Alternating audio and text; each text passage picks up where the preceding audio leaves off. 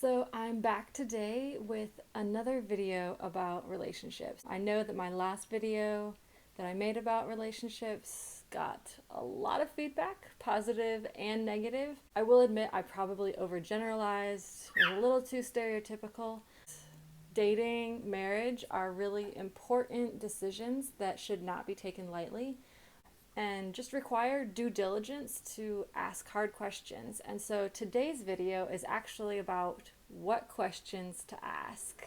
But before I dive into that, if you wouldn't mind subscribing if you're new here, and if you subscribe, please hit the notification bell so you don't miss any of my videos. And please comment your feedback on this video. And with that, let's dive in. Now, to start, this is not going to be an exhaustive list of absolutely every question that you should ask before you marry someone from a different culture. This is just a list of questions to kind of get you thinking, get you talking about some of the important topics that you should know the answers to. I made a list of questions that I had talked about with my husband before we got married that I found really helpful. I'm also a marriage and family therapist by background, by education. I have my master's in therapy, and I feel like these are questions that every couple should know the answers to, regardless of what culture they're from. I know that this is not every possible question that there could be, so feel free to let me know if you think there are other important questions that I missed. The first question that I think is important to ask is, why do they want to get married? People decide to get married for different reasons, and it's important to know what the person you're dating, what their motivation is. Is it because their family is pressuring them to get married? They think it's time, they think they're old enough, they want grandkids. Is it because they're lonely or they want companionship? Or is it because you are the person that they don't want to live without? That they know that they can build a future with you. And one of the things that really spoke to me about my husband's sincerity in our relationship was the fact that he was not thinking about marriage before he met me. He had been thinking, oh no, I'll do it when I'm, late 20s, early 30s, I'll get married then, I'll start looking then. And then he met me, and just there was something about me that said, this is the girl, this is the girl I don't want to let get away. Just ask that question and see what comes back. All of these questions are meant to just stimulate conversation. They're not meant to be like, yes, no, here's the right answer, here's the wrong answer. They're meant to start conversations so that you can find out more about the person you're dating and how they think about relationships and your future. The next question I think is really helpful to know the answer to is, what are they looking for in a wife? When they think of a great wife, their future wife, what are the traits that they're looking for? Because you don't want to have different expectations.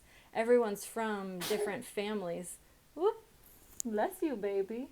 So you want to know, how are they thinking about the wife role? Because every family does that role a little bit different. Even if they're from the exact same culture, they approach it in slightly different ways. This can also bring up really good questions about gender roles. If their mom cooked dinner every night, are they going to expect their wife to cook dinner every night? If their mom was the one who did all of the laundry, are they going to want you to do all of the laundry when you're married? And there's not right or wrong answers to this. My own mother did pretty much all of the cooking. Goodness gracious.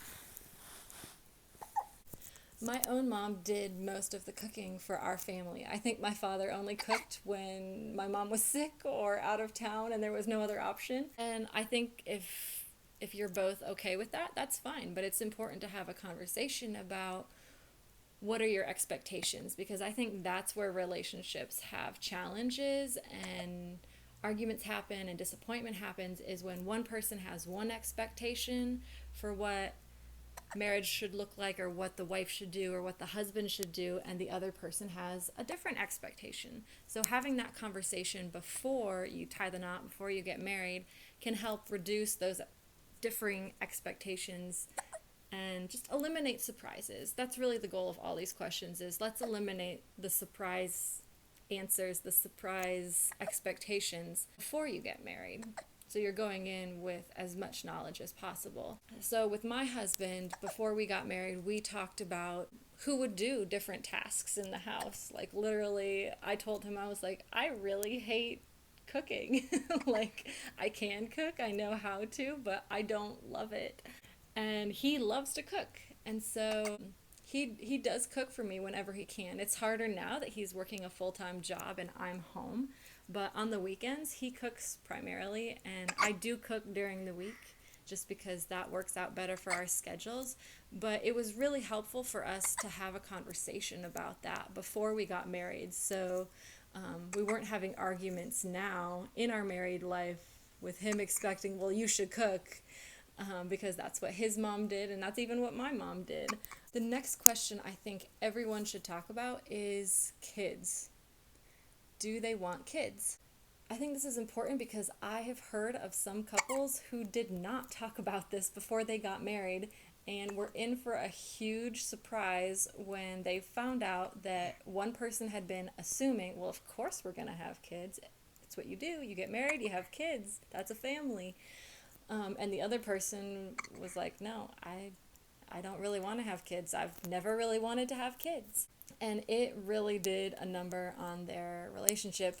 And even if you both want kids, do you want one? Do you want two? Do you want five? Those are all really different family dynamics, and can really affect your future in different ways.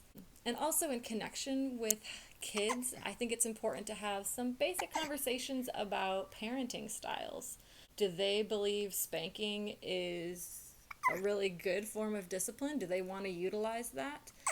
Because if you feel differently, that's going to cause a lot of tension in your relationship, in your parenting.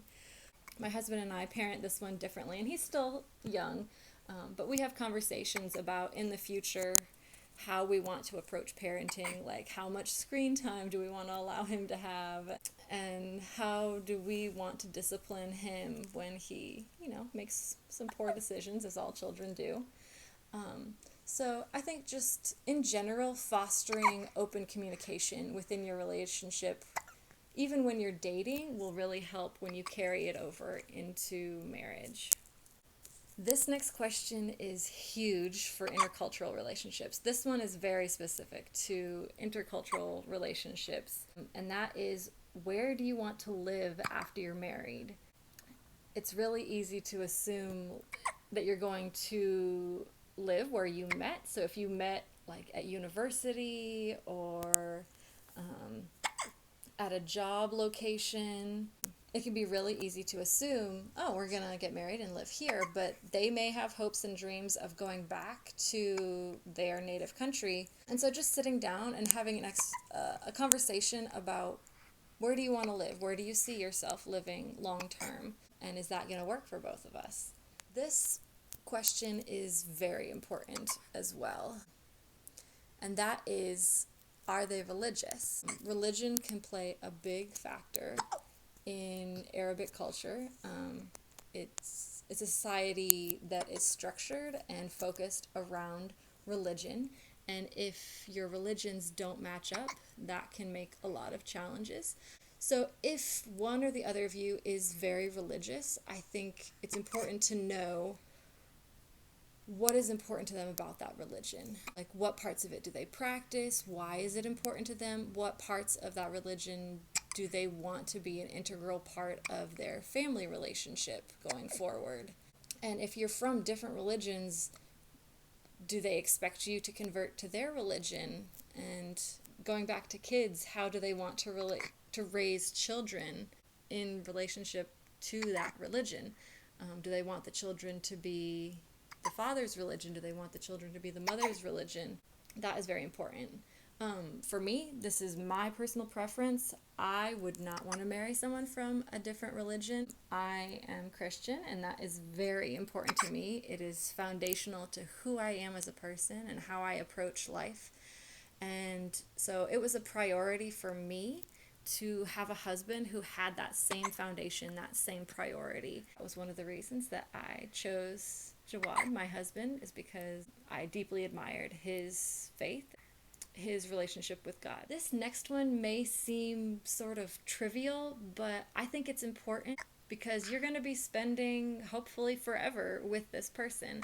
And that is, do you share any hobbies or interests? When you first begin a relationship, about all you need is they're handsome, you're beautiful, you like spending time together, you think you're both amazing and nice, attractive, and that's all it is. Like, it's just this whirlwind of emotion and infatuation, and you could talk to each other about the weather all day and just be completely satisfied.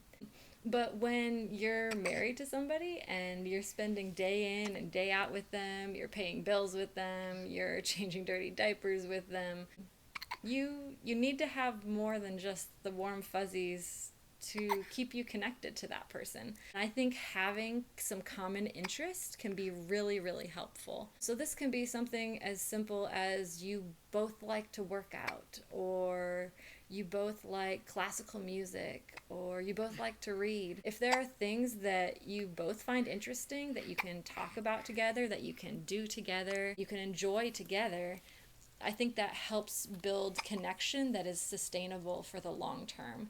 I think it would be really heartbreaking to get into a marriage where you really have nothing in common other than you're attracted to each other and you love each other, but every night you're just doing your own thing. Him on his phone, you on your phone, you're doing your hobby, he's doing his hobby, and you're not connecting about anything other than, who's cooking tonight, how are we paying this bill?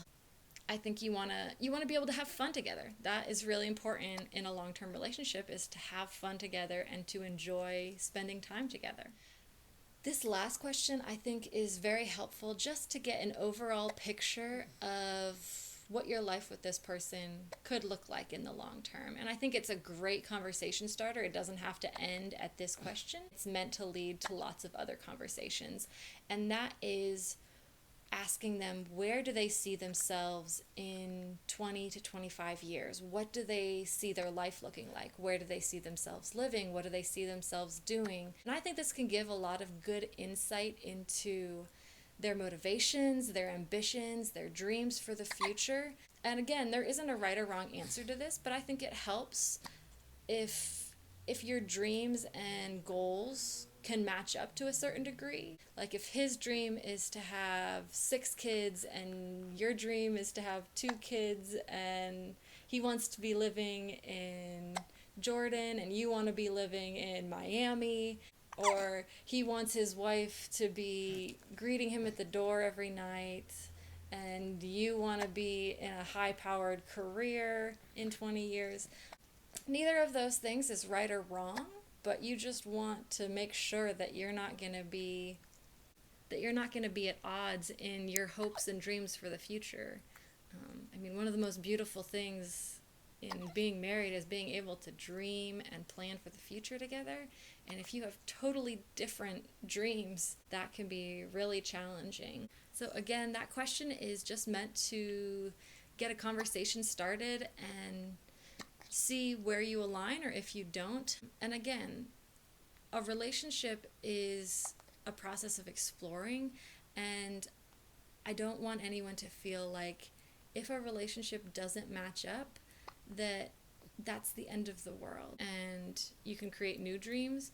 But if you're just totally completely different and neither of you is willing to be flexible or adjust, then that may mean that this relationship isn't meant to work out. And that's not a terrible thing. You still learned something. You still learned and grew with that person and discovered things about yourself and discovered things about the kind of relationship you do want and the kind of future that you do want to have for your marriage relationship.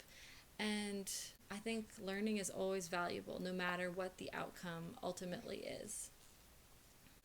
So again, thank you for watching this video, and if you liked what we talked about and found it helpful, I would love if you would give it a thumbs up, and again, comment if you have questions about anything that I said, or if you have additional questions that you think are really important to talk about in a relationship.